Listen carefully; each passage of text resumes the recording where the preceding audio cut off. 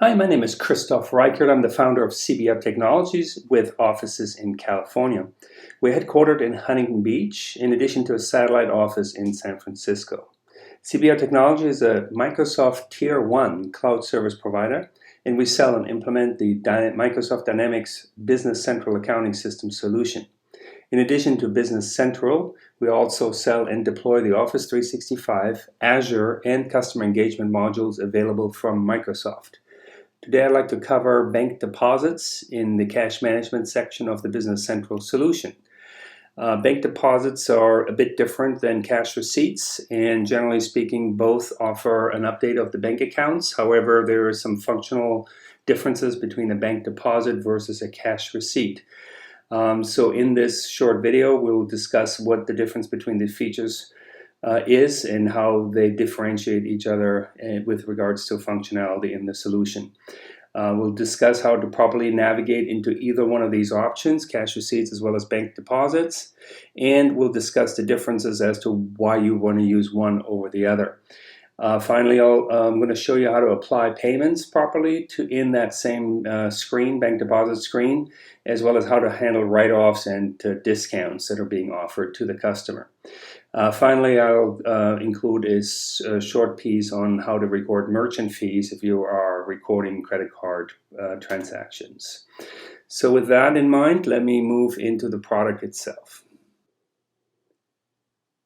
So I'm launching Kronos USA. As you can see here, this is a sample company that all of you have access to.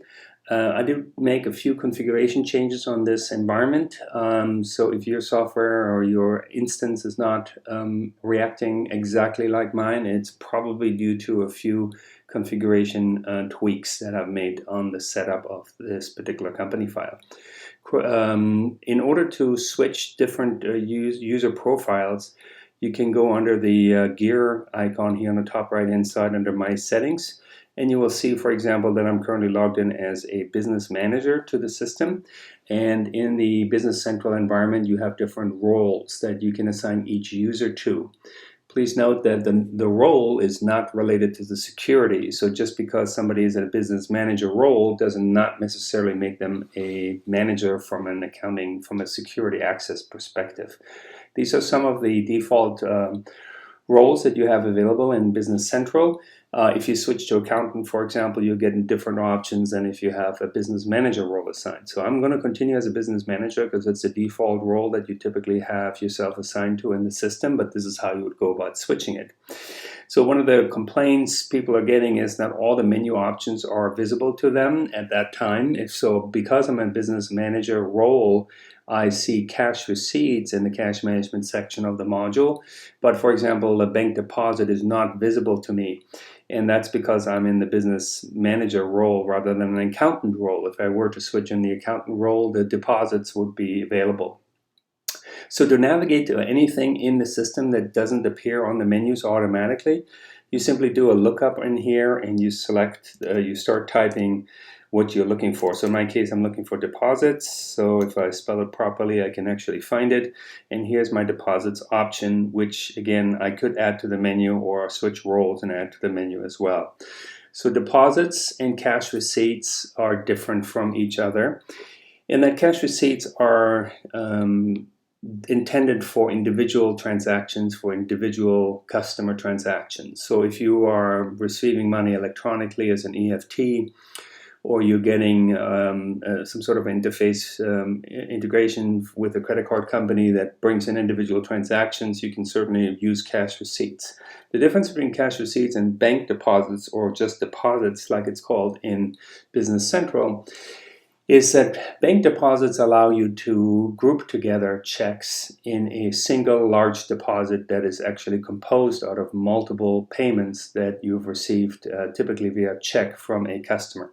And that's what I would like to show you today. So I'm going to create a brand new deposit here. When I do a new deposit, the system, of course, assigns me a transaction number, and I would then select the bank account number that I'm going to deposit money into. So in my case, I'm going to grab the main worldwide checking account here from the bank, and I'm going to make a deposit. As you can see, the screen here is quite different from the cash receipt screen. that you've seen just by navigating to the regular cash receipt option. One of the key differences is that you have the ability to put a total deposit down, saying that this is a control total against the multiple line items. So if we're going through old school accounting, as I call it, where you have a pile of checks, customer checks on your desk, and you're going to deposit them, you would put a control total here, and the system would only allow you to post this batch if the control total equals the details of the checks. I'm going to leave that blank for now because I'm going to show you a feature here in just a moment that addresses some of this issue. If there was a discrepancy, it would show you the discrepancy in the difference field here. Of course, you have a posting date on there. In this particular Kronos USA company, you have a couple of dimensions on there, department code, customer group codes. We're not going to be using those because that's not relevant to our example. Now in here, you're simply going to select under account type what you are getting. So this is typically, of course, a customer that you're recording a payment from. This is also, by the way, where you could handle a refund check that you're receiving from a vendor and other types of transactions. So I'm going to put a customer down here, and I'm going to say who is the customer getting money from. So in my case, I'm going to do the sample company Adaptum, and they sent me a payment and the date of the transaction, and I would have a check number. So in here, I can simply put down what the check number is from the document I have, and the credit that I like to see against it. So this is obviously going to be crediting your accounts receivable or banking. I'm sorry, I apologize. Your accounts receivable account is an offset, and the debit will be the actual bank deposit on the other side of this entry. So let's say this customer sent you $850, and you just record this total right in here. And now I'm going to go and create the next one, and let's say now I have Trade Research. It also sent me some money, and they have a different check number, of course, and let's say they sent me $450. So I'm just going to keep going and list all the customers that I have. Now what will happen here is that you have the ability to control what the system does when you record individual customer transactions with regards to how to apply these transactions to open balances. So if I go back to the customer Adaptum, and I go to my more options in here under functions, I see the apply entries. Now the customer itself has a setting that allows you to auto apply based on age first, or you can turn that off to manual. And if you have it set to manual, you'll have to go in here and manually apply this. Now in this particular case, this customer has no open invoices. If they were open, they would simply list in here, and I would tell the system which one I want to apply the money to. In my case, I'm going to leave it blank. And I'm going to go to Trade Research because I know they have open invoices. So I'll go to Apply Entries in here. And as you can see, the system lists me my open invoices. They sent us $450. And I can automatically apply to the invoice based on the old age first. However, if this was not the right invoice, I could simply move this applies to entry to the appropriate line, and the system would apply the partial payment of $450 to the appropriate balance for that invoice. So as you can see here, you can do on-account payments as well as partial payments to invoices, or of course full payments as well. Now in addition to that, if this was in fact a credit card transaction and you were actually recording a bank and this wasn't a checking account and you weren't recording AP and an AR check, but you were actually recording a credit card, you can also record GL entries in here.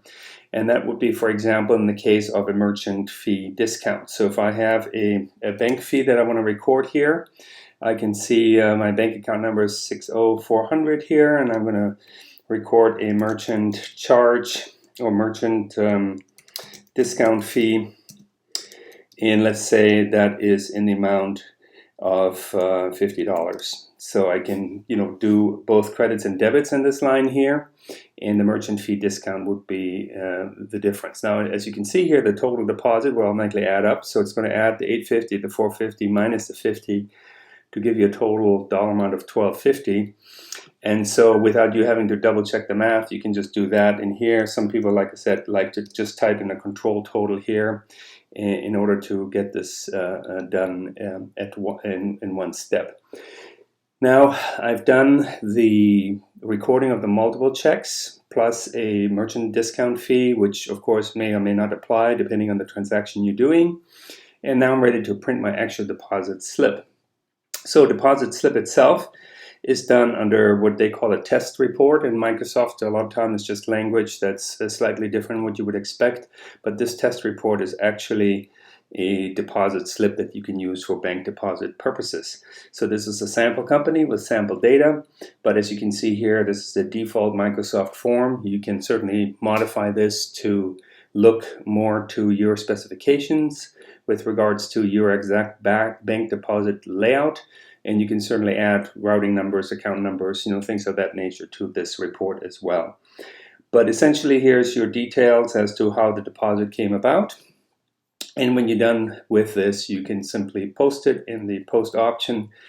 And what will happen is in the bank deposit, in the bank ledger, you'll see a single deposit of $12.50, and then when you click on details, it will break out the detailed 3 lines that you see here with regards to the addendum, tray, and merchant discount fees.